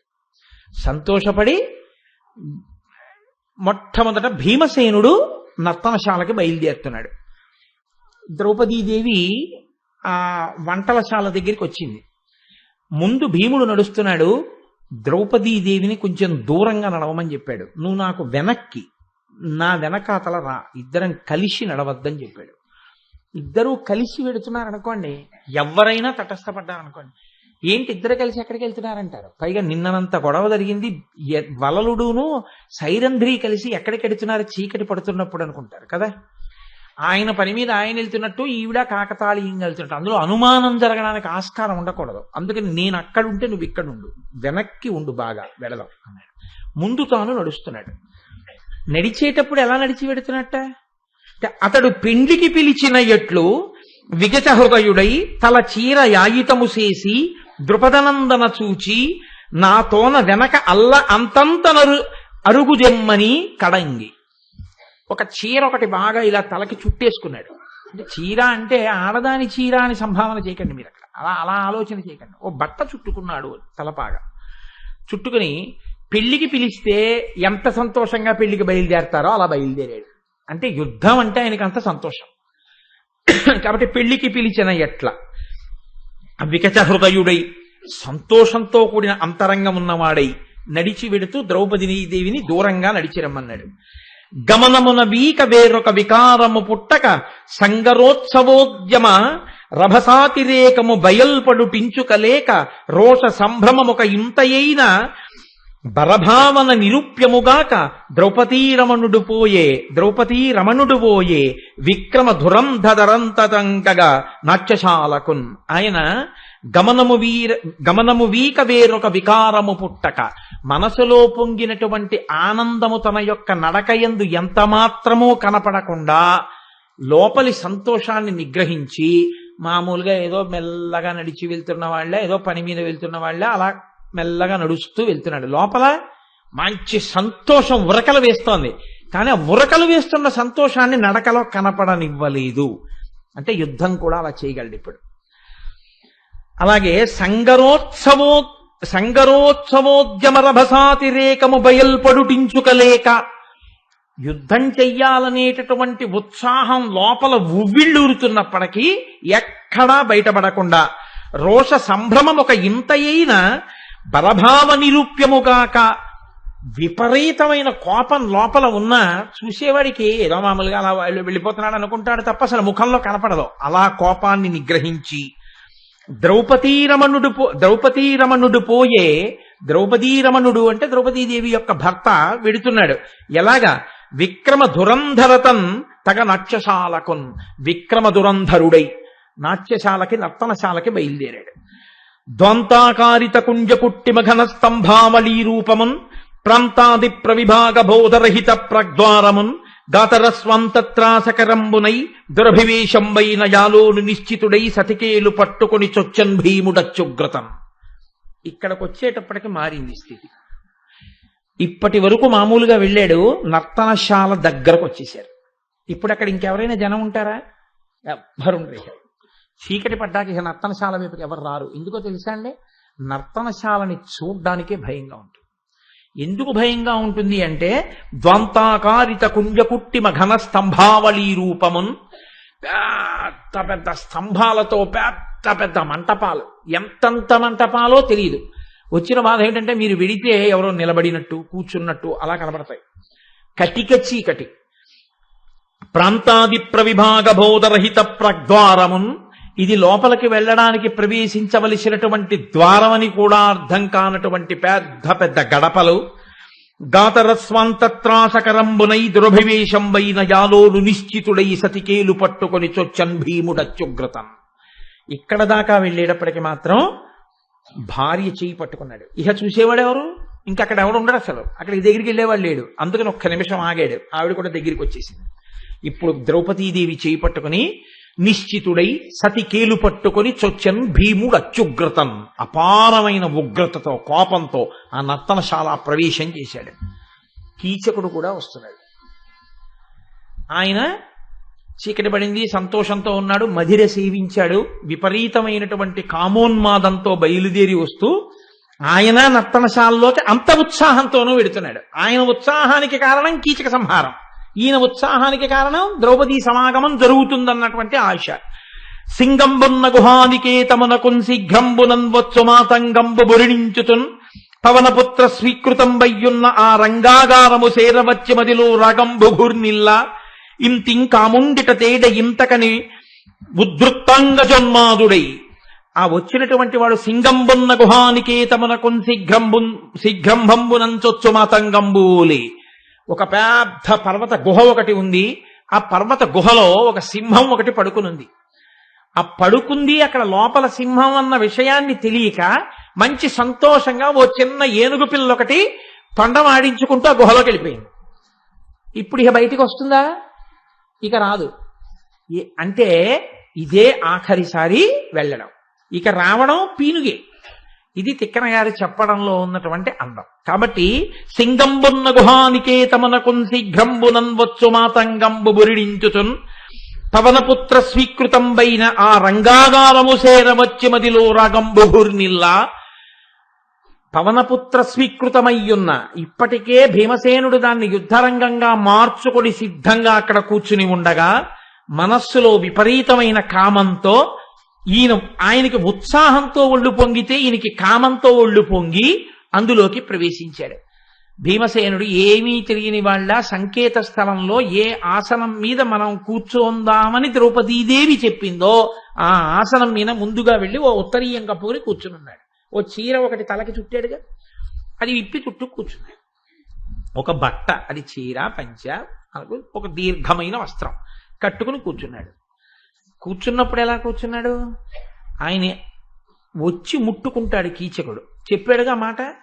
కానీ పైకి ఒకలా కూర్చున్నాడు, లోపల ఒకలా ఉన్నాడు. ఘనతర కోపవేగమున కంపమునందు నిజంగంబులన్ తన ధృతి పెంపు అచలితంబుల చేయ సమీర కూర్మి నందనుడు తదీయ చేష్టలును తద్వచనంబుల చొప్పుడు నేర్పడంగనుమతి నురకుండే అధికార నిగూఢ నిజ ప్రకారుడై. ఆయన ఎలా కూర్చున్నాడంటే ఆ కూర్చున్నప్పుడు కోపంతో తన అవయవాలు ఏవీ కదలకుండా నిగ్రహించుకుని వచ్చినటువంటి కీచకుడు తనని ముట్టుకుని ద్రౌపదీదేవినే ముట్టుకున్నాను అన్న భ్రాంతితో ఏ మాటలు మాట్లాడతాడో ఆ మాటలు వినడానికి సిద్ధపడినటువంటి వాడై చెప్పాడుగా మాటలు వింటే పులిని కర్రతో కొట్టినట్టు అవుతానని. నేను ఏ మాటలు మాట్లాడతాడో వినడానికి, తన భార్య పట్ల అలా మాట్లాడితే ఎంత కోపం వస్తుంది భీముడు వాడికి. అలా కూర్చుని వినడానికి సిద్ధంగా ఉన్నాడు. కీచకుడు గబగబా లోపలికి వచ్చాడు. ఆ తల్పం దగ్గరికి వచ్చాడు. ఒక మానవాకృతి కనపడింది. అంతే. ఆమె ద్రౌపదీదేవియే అనుకున్నాడు. అబ్బా, నాకన్నా ముందే సంకేత స్థలానికి వచ్చి కూర్చుంది, ఎంత మాట తప్పని తల్లో అంటాడా వాడు, అనడగా. అందుకని అని అనుకుని మనసులో, కీచకాధముండు కిమ్మీర వైరిపై కేలు సాచియా విశాల నయనగాతలంచి మేను గరుపారనిట్లను మదన ఘోర్ణమాన హృదయుడగుచు. ఆ కిమ్మీర వైరిపై, కిమ్మీరుడన్న రాక్షసుని చంపినటువంటి భీమసేనుడి యొక్క ఒంటి మీద ఇలా చెయ్యేసి వెంటనే ఈయన ఒళ్ళు పులకరింతలు వచ్చాయి కీచకుడికి. ఎందుకని? ఆవిడ ద్రౌపదీదేవి కాదు, కానీ ఎందుకు పులకరింతలు పడి అంటే వాడు అంతగా ద్రౌపదీదేవిని నమ్మేసి ఉన్నాడు. ఒళ్ళు పులకరింతలు వచ్చేసి మనసు పొంగిపోతుండగా ఇలా అనడం మొదలుపెట్టాడు. వనిత, మనోహరంబులకు వస్తువులెల్లను వేట్కనేరి నీకని నియమించి తెచ్చితి ప్రియంబుగ గైకొను. ఎప్పుడు అంగనాజనములు నన్ను చూచి మరుసాయకములు తమ చిత్తవృత్తు లేచిన గొనివచ్చి ఇత్తురు విశిష్ట ధనంబులు నాకు లంచములు. ఇది కదండి పులిని కర్రతో కొట్టడం అంటే. అన్నాడు, వనిత, ఓ ద్రౌపది, నేను మనోహరమై కంటికింపై చాలా విలువైన వస్తువులన్నీ ఏరి ఏరి తెచ్చాను నీకోసం. ఏరి ఈ మాట తెలుగులో బాగా ఉపయోగింపబడే మాట. కూరల దగ్గరికి వెడితే ఏరుకోండి, పళ్ళ దగ్గరికి వెడితే ఏరుకోండి. ఏరుకోండి అంటే ఎన్నుకోండి అని.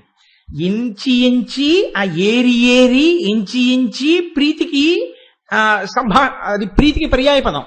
ఎందుకంటే భార్య బాగా ఉండేటటువంటిదైతే రైతు బజారులో ఏరుకుని కొనుక్కుంటారు.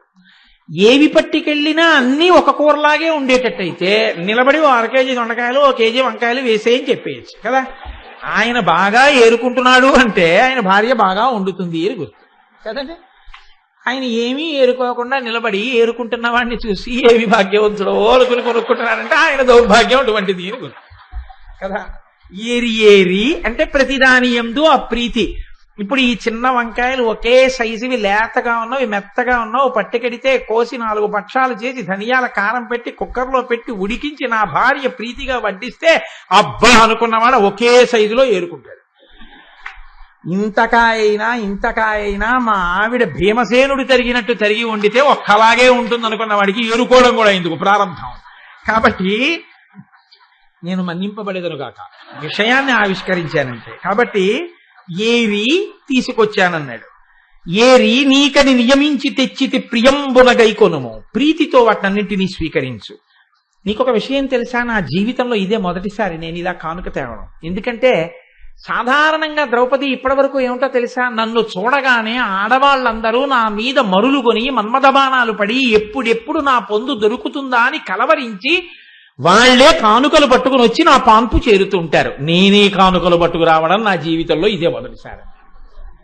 అంటే ఎంత తన గురించి తాను పొగుడుకున్నాడో చూడండి. ఆ పొగుడుకోవడానికి ఇంకా అర్థం లేదు అసలు. ఒక్కొక్కటి అంత విచిత్రంగా ఉంటాయి. ఏదో నేను ఒకప్పుడు ఒక ఇన్సూరెన్స్ కంపెనీ అడ్వర్టైజ్మెంట్ ఒకటి చూశాను.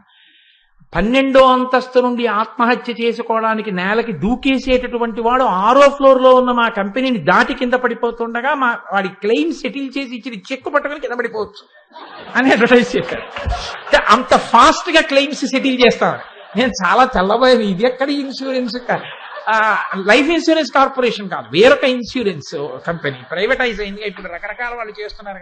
అంటే దాని యందు అర్థమేం ఉండదు. ఇంకా ఒక విచిత్రమైనటువంటి ప్రతిపాదన అన్నమాట.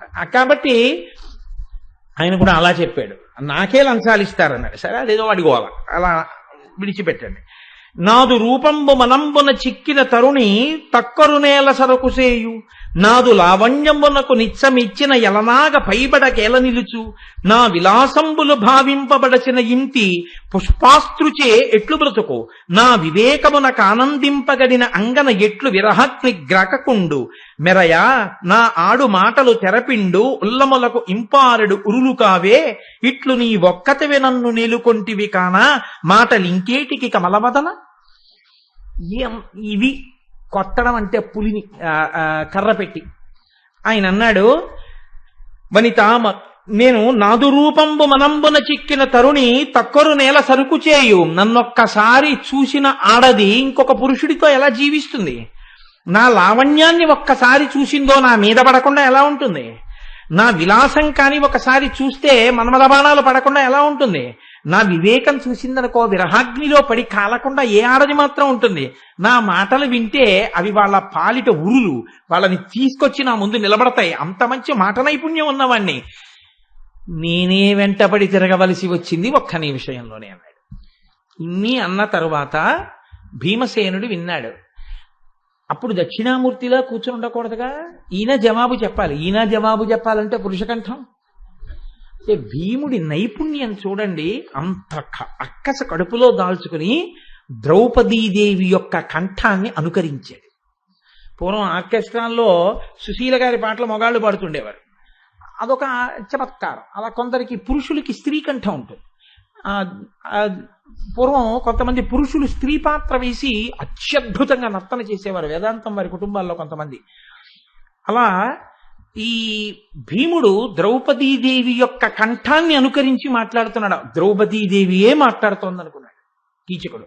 ఆయన ఎన్ని ప్రజ్ఞలున్నవాడో చూడండి, మిమిక్రీ ఆర్టిస్ట్ కూడా ఒక రకంగా చెప్పాలంటే. కాబట్టి ఆయన అన్నాడు, ఇట్టివాడవ కావున నీవు నిన్ను పొగడి కొందుదగో. ఆహాహా, ఇంత గొప్పవాడివి కాబట్టి నిన్ను నువ్వు పొగుడుకుంటున్నావు అన్నాడు. ఎవడు వాడిని పొగుడుకున్నాడో వాడు అక్కడే చచ్చిపోయినట్టు గుర్తు. కాబట్టి నీ చావు వచ్చింది కాబట్టి నీవు పొగుడుకుంటున్నావు. అకట నా పోల్కి ఆడదాని వెతికియు ఎయ్యడనైనా నీకు పడయవచ్చునే ఎరుగక పలికితి విట్లు. నాలాంటి ఆడదాన్ని నువ్వు ఎప్పుడైనా ఎక్కడైనా చూసావేంటి? ఏటో ఆడదాని అంటున్నావు, ఎప్పుడైనా చూసావా నా అలాంటి ఆడదాన్ని? చూద్దు గడివి కాసేపట్లో నీకు తెలిసి వస్తుంది అన్నాడు. నా యొడల చేర్చినప్పుడు నీ యొడలు ఎట్లగునో దాని నీ వెరుగెదు. నన్నే అబలతోడిదిగా చేయదలంచితివి తప్పు చేసితి కంటే. నా ఒంటితో నీ ఒళ్ళు చేర్చినప్పుడు ఎంత గొప్పగా ఉంటుందో చూద్దు గడివి కాసేపట్లో. నన్ను మిగిలిన అబలలతో పోల్చి మాట్లాడతాయేమిటి? తెలియక మాట్లాడుతున్నావు. చూద్దు గానివి, చేర్దు గానివి శరీరాన్ని. ఆ తమాషా ఎలా ఉంటుందో చూద్దు గానివి. ఒకలా అర్థం అవుతోంది కీచకుడికి. ఆయనకి ఎలా అర్థం అవుతోందో నేను మీకు చెప్పక్కర్లేదు. కానీ ఆయన ఉద్దేశం ఏంటంటే మల్ల యుద్ధంలో తాను ఏం చేయబోతున్నాడో, ఎలా సంహరించబోతున్నాడో చెప్తున్నాడు. ననుముట్టి నీవు వెండియు వనితల సంగతికి పోవాడవే అయినా తను వేబడసిన ఫలమే కడియదా ఇది చిత్త భవ వికారములెల్లన్. ఇప్పటి వరకు నీకు మనసులో శరీరంలో వచ్చినటువంటి వికారాలున్నాయే, ఈ వికారాలన్నిటితో నన్ను ముట్టుకోవడానికి వచ్చావు కదా, ఇక నన్ను ఒకసారి ముట్టుకున్న తర్వాత ఇంకో ఆడదాని జోలికి ఎడతావా నువ్వు? ఇక వెళ్ళవు అంటే ఏమిటి దాని ఉద్దేశం? ఇంకా వెళ్ళవలసిన అవసరం ఉండదు. ఆడవాళ్ళందరికీ శ్రీరామ రక్ష పెట్టేస్తున్నాను. ఇక వెళ్ళడానికి శరీరం ఉండదు, ఈ శరీరంలో చిత్తానికి వికారాలు ఉండవు. ఇది పైకి. ఆయనకి ఏమని అర్థం అవుతోంది?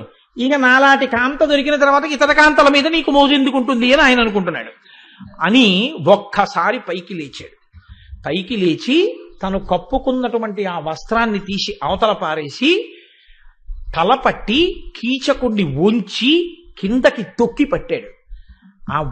ఆ కీచకుడిని సామాన్యుడిగా ఆలోచించకండి. బట్ట తీసి తల పట్టి కిందకి ఉంచేటప్పటికే ఆ లిప్త కాలంలో చూశాడు ఎదురుకుండా. స్పష్టంగా భీముడని తెలియదు, కానీ గంధర్వుడు అనుకున్నాడు. ఆమె యొక్క భర్తలలో ఒకడు నన్ను మట్టు పెట్టడానికి వచ్చాడు అనుకున్నాడు. అనుచున్ గ్రక్కున లేచి రోష కఠినంబౌహాసమాసూతు నెమ్మన మద్వేగము వందజేయు బల సామాగ్రీ సముజృంభణంబున వానిం తలపట్టి వంచుటయు నేపుంజీవయుం దోపవాడను మా నింపక బెట్ట దల్చుకుని కోపాటోపదీప్తంగుడై పట్టుకుని వంచి కిందకి తొక్కి పెట్టి భీమసేనుడంతటి వాడు మోకాళ్లతో కన్నబోతే వాడు ఒక్క పాటున విపరీతమైనటువంటి బలంతో భీముడు నవ్వుతుంటే త్రాచుపాం పైకి లేచినట్టు లేచి భీముడి మెడ పట్టుకుని భీముణ్ణి కిందకి వంచి పిడికిటి పోట్లతో గుద్దాడు. గుద్ది కింద మీద పడి ఇద్దరు యుద్ధం చేస్తుంటే యుద్ధం వస్తుంది అనుకోలేని కీచకుడు అనుకోని సమయంలో అంత యుద్ధం చేశాడు. సామాన్యంగా చచ్చిపోలేదండి కీచకుడు. అంత బ్రహ్మాండమైన యుద్ధం చేస్తున్నారు, కింద పడుతున్నారు, మీద పడుతున్నారు, పొడుచుకుంటున్నారు, తన్నుకుంటున్నారు, గుద్దుకుంటున్నారు, ఒకళ్ళ గుండెల మీద ఒకళ్ళు మోకాళ్ళేసి తొక్కుకుంటున్నారు, తొడల మధ్య పెట్టి నలుపుకుంటున్నారు. ఇంత అల్లరి చేసిన బాహుబంధనంలో గట్టిగా పట్టిన జారుతున్నాడు, లేస్తున్నాడు. కానీ ఆయన కుయ్యనడు, ఈయన కుయ్యనడు. ద్రౌపదీదేవి మాత్రం భీమసేనుడికి విజయము లభించుగాక అని మనసులో ప్రార్థన చేస్తోంది. తన అగపాటరులెరుగుదురని సూతుడు సమయభంగంబగుటకు భీముడును గొంకుచు చప్పుడు సేయని గూఢ విమర్దన ప్రహారముల దగన్. తెలిస్తే ఇంత రాత్రివేళ మా ఆడది రమ్మంటే అక్కడికి పోయేట, వెళ్ళి కన్నులు తిన్నాడు చూడండి అలా ఒంటి నిండా ఎలా దెబ్బలు తగిలాయో అంటారని తన భంగపాటు తెలుస్తుందని కీచకుడు. పైకి అరిస్తే అజ్ఞాతవాస భంగం అయిపోతుందని భీమసేనుడు. ఇద్దరూ కూడా గూఢంగా మాట్లాడకుండా ఒకరినొకరు మర్దించుకుంటున్నారు. ఇలా మర్దించుకుంటూ ఉండగా క్రమక్రమంగా కీచకుడి బలం తగ్గిపోయింది, భీమసేనుడి బలం పెరిగిపోయింది.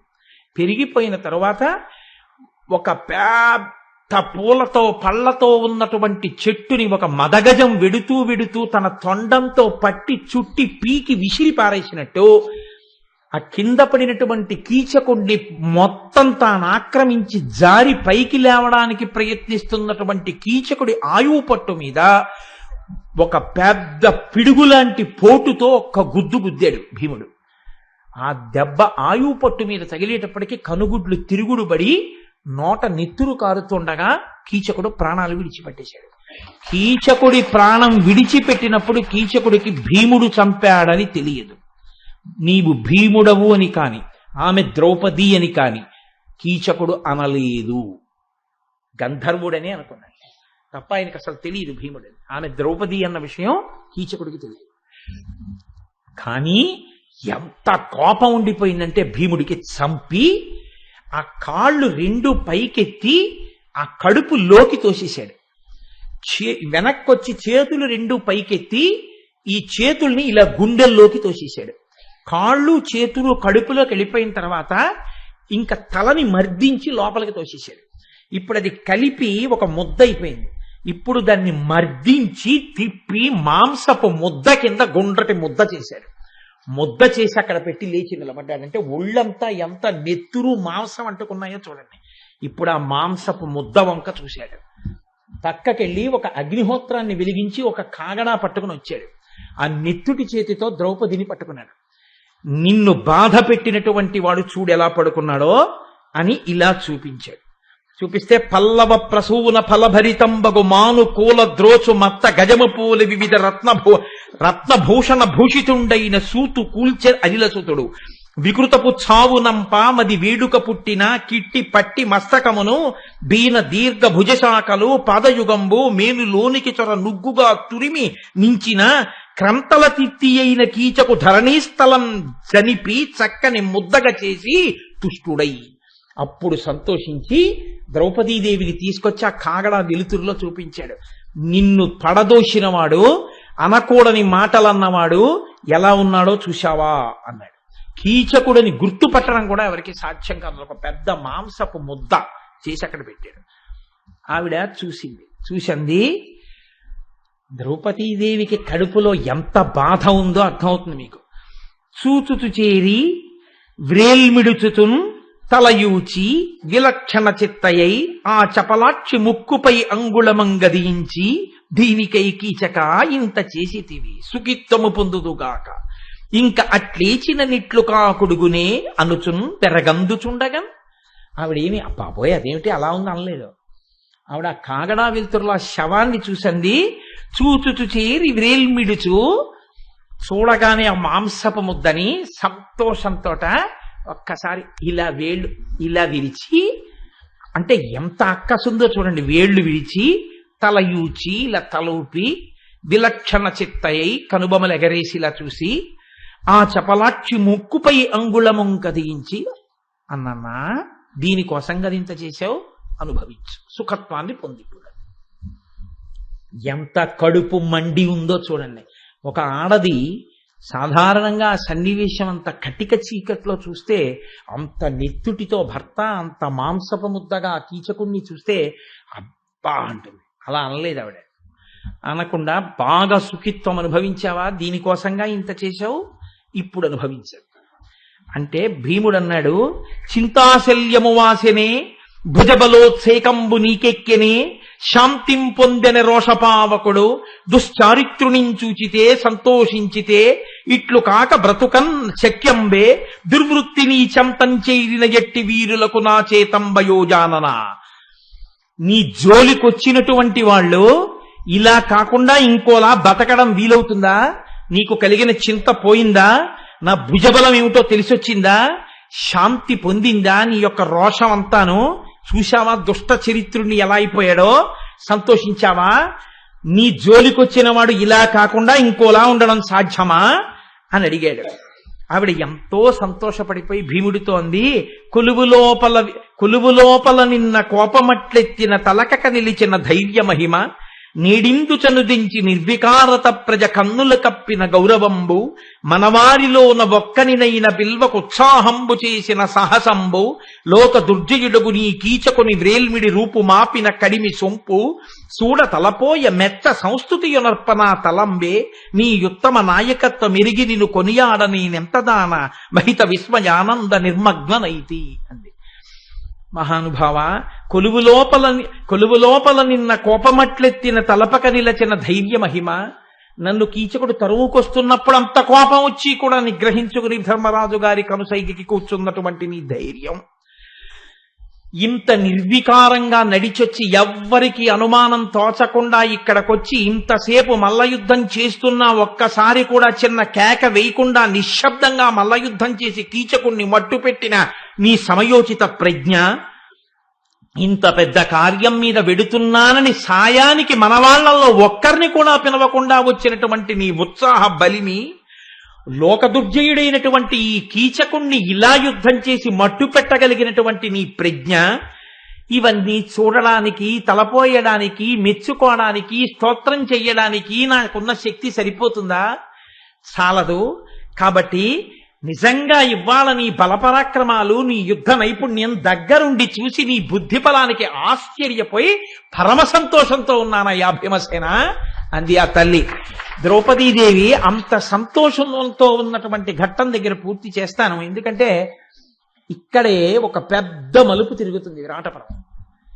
అది చాలా చాలా ఆశ్చర్యకరమైనటువంటి సంఘటన. ఇక్కడి వరకు జరిగినటువంటి కథ అందరికీ తెలుసున్న కథ.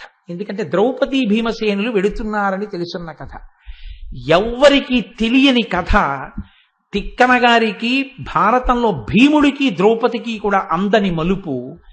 ఏం జరిగింది అన్నది, ఏ రహస్యాన్ని దాచారు, అది ఎంత చిత్రంగా తిరిగిన ఈశ్వరానుగ్రహంతో ఎలా తట్టుకోగలిగారన్న విషయాన్ని రేపటి రోజున మనం చేస్తాను. ఎందుకంటే ఇప్పుడు అది నేను మొదలు పెడితే ఒక గంట సేపు తీసుకుంటే మీరు ఇళ్లకి వెళ్ళడం ఆలస్యం అవుతుంది.